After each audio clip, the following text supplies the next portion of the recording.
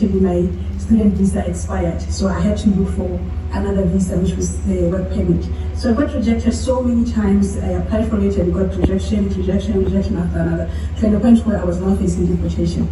And then I met a friend of mine who actually introduced me to Nsppd. She sent me the link. She told me that there's a man called Pastor Jerry. That man is very powerful.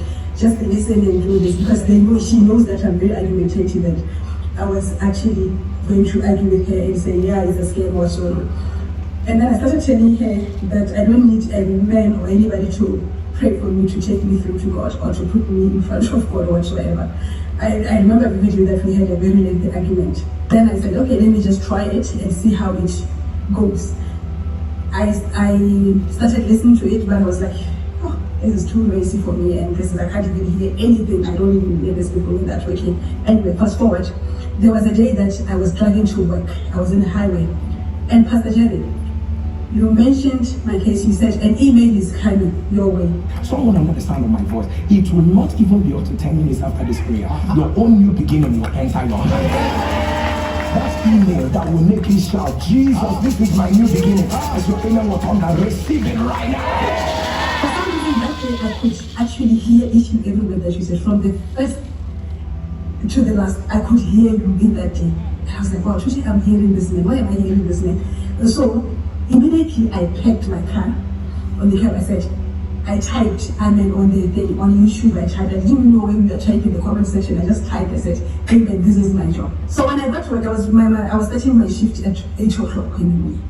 So before I went to change my outfit, to put on I'm a carer, to put on that outfit on the uniform, I went to the bathroom. I said, let me check my emails first. I went through my phone. Immediately when I saw the email, it was 8 a.m. And I'm like, wow, this man mentioned this, and this is happening. So the email was like, congratulations, we've granted you a work permit. Pastor Jerry, I was shaking. I couldn't believe it. Fast forward to 2024. The work that I was working, the job that I was doing, it became very toxic. It became very toxic, to the point where I had to resign. That was in June 2024. It was the beginning of June. Pastor Jerry, I had to resign and I was staying home. So now I was actually looking for a job. When I was looking for a job, I remember I said to myself, I don't think I want to be a carer anymore. I said it to myself, I kept on saying it. I even called my cousins. I said, you know what, I'm just tired of this job. I think God can provide me with something that is actually that I need. And in that time, Pastor Jerry, June 2024, I think I had like 2 months or 3 months without watching or being in the 7 a.m. prayer, the altar fire. I wasn't in there. And it was becoming hard. Now June was finishing and I was like, how am I going to pay bills? How am I going to do it? And I'm not getting any job. So the first day I went back to the 7 a.m. prayer, the same day, Pastor Jerry, there was a lady testifying about she was a nurse and she was promoted to be a director. Pastor Jerry, I came into that. I just said, I actually jumped off the bed. I went to my sister's room. I said, Pastor Jerry is talking about me. This woman, she is mentioning me. This is what I want. I don't want to be a carer. The job that I'm going to take, the job that I'm going to apply for, I'm not going to be a carer anymore. Pastor Jerry. Then the same day, we applied, me and my sister. I went into the app, that's where you applied online. I applied the same day. I got a call the same day. I got an interview the same day, Pastor Jerry. They interviewed me. They gave me an application pack and everything, and then they called me to join.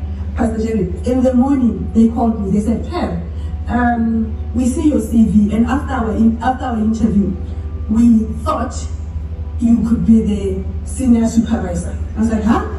Senior supervisor, is there any post that is maybe a supervisor so that I can learn, please, not a senior supervisor, so that I can learn the job and then I can see how I work and then you can promote me from there. They said, no, we want you as a senior supervisor. Okay, I got the job, Pastor Jerry. I said, I will start. I started 3 days in the job, Pastor Jerry. They said, Pearl, the way you are working, I was in 3 days, we actually want to give you another post, a promotion, which we want you to be a clinical assessor. We are taking you to school because it needs a certain qualification. So are you agreeing to that? We are changing your contract. Pastor Jerry, this is not happening. This is not, literally not happening. Pastor Jerry, this, as you see me today, you are looking at a clinical assessor, Pastor Jerry. From a carer to a clinical assessor. I applied as a carer, but now I'm a clinical assessor. Indeed, what God cannot do does not exist.